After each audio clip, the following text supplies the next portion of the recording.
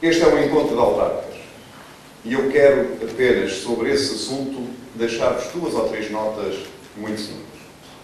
A primeira é que o Governo tentou convencer o país que tinha feito uma reforma administrativa e que tinha feito uma reforma no poder local no nosso país.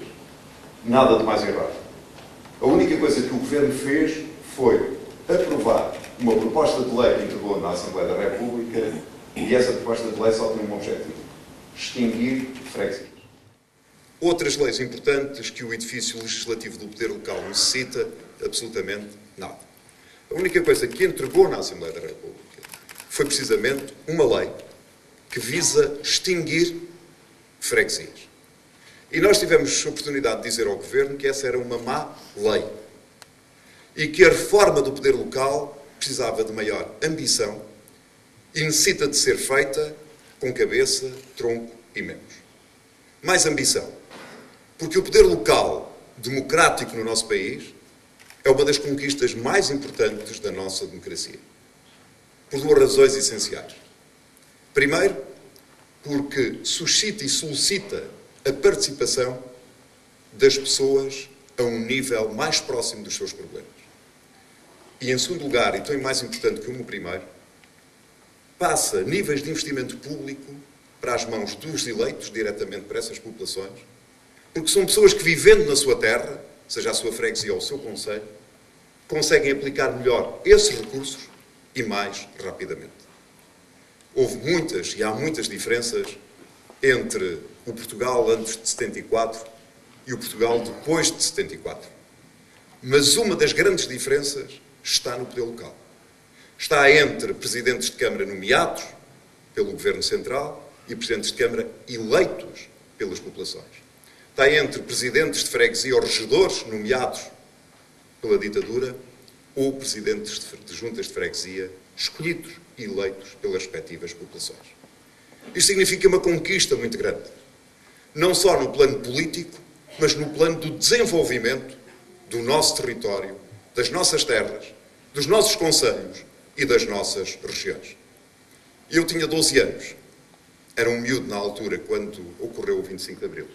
Mas recordo-me bem do que era a minha terra antes e do que é a minha terra depois do 25 de Abril. E recordo-me fundamentalmente de uma coisa que me marcou muito. É que antes, para se fazer alguma obra na minha terra, tinha que ser de chapéu na mão a pedir. E hoje são as populações, através dos seus representantes, que decidem quais são as obras que devem ser feitas nas suas freguesias e nos seus concelhos. Isto chama-se autonomia. Isto chama-se autonomia. E eu pergunto-vos, para se fazer qualquer mudança no poder local, não devemos respeitar todos essa autonomia? Isto é, perguntar aos representantes das populações o que é que pensam sobre aquilo que é necessário fazer no seu concelho. Essa é uma das razões pelas quais nós nos opusemos a esta lei de extinção das freguesias. Porque esta lei de extinção das freguesias não resolve os problemas essenciais. E, sobretudo, não corresponde a um objetivo que está no memorando assinado com a Troika, que é o de prestar melhor qualidade na prestação dos serviços às respectivas populações. Nós consideramos que esta é uma lei errada. É uma lei errada e é uma lei ilusória, porque ilude as populações.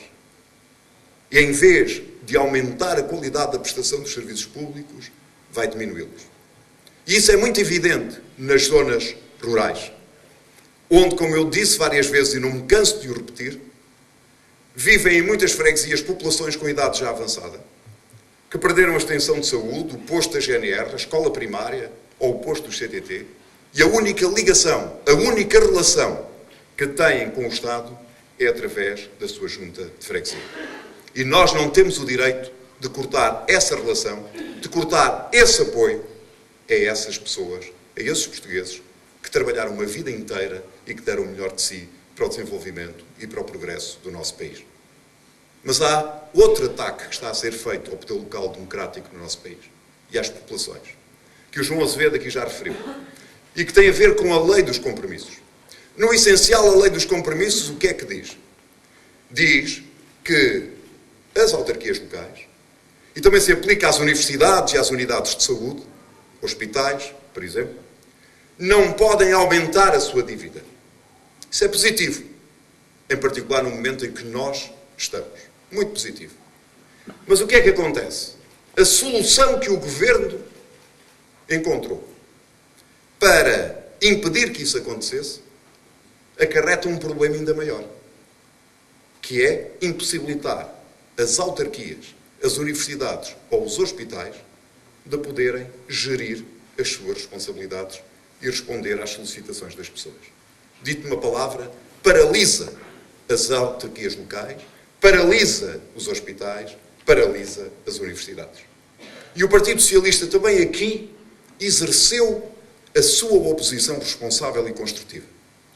Porque está de acordo com o objetivo essencial, isto é, não aumentar a dívida, mas disse ao Governo que a proposta do Governo era errada e que nós tínhamos uma proposta alternativa que concretizava o mesmo objetivo, mas não impedia um Presidente de Câmara de continuar a governar a sua Câmara, as universidades de continuarem a fazer aquilo que é a sua missão e os hospitais e os centros de saúde a cuidarem da saúde dos portugueses.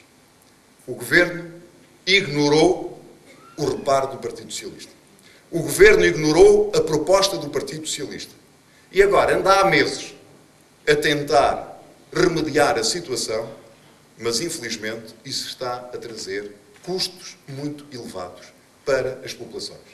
Nós temos, aliás, conhecimento de casos, de situações em que muitas das vezes o processo administrativo para decidir uma determinada despesa fica mais caro do que essa mesma despesa.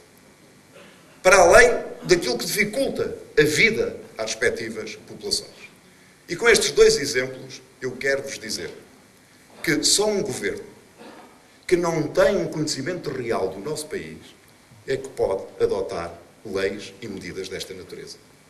Só um governo centralista, e este não tenho absolutamente nenhuma dúvida de o afirmar, é o governo mais centralista que o país já conheceu desde o 25 de Abril, é que pode adotar políticas desta natureza, porque é um governo que desconfia das populações. É um governo que desconfia dos eleitos diretamente pelas populações.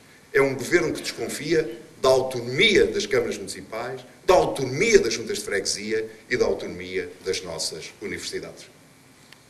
É por isso que o nosso compromisso com o poder local não é apenas o compromisso de 4 em 4 anos apresentarmos cerca de 40 mil cidadãs e cidadãos nas nossas listas do Partido Socialista, em que a maioria são independentes, que sob a bandeira e as cores do nosso partido se disponibilizam para servir as populações. Esse é um compromisso forte que aqui renovamos. Mas há o outro, ainda mais forte, que é o de continuar a lutar pela autonomia do poder local democrático, e a autonomia do poder local democrático significa mais competências, mais autonomia para as câmaras municipais e para as juntas de freguesia, e não mais centralismo, menos autonomia e mais limitação naquilo que deve ser a ação dos autarcas legitimamente eleitos pelas populações.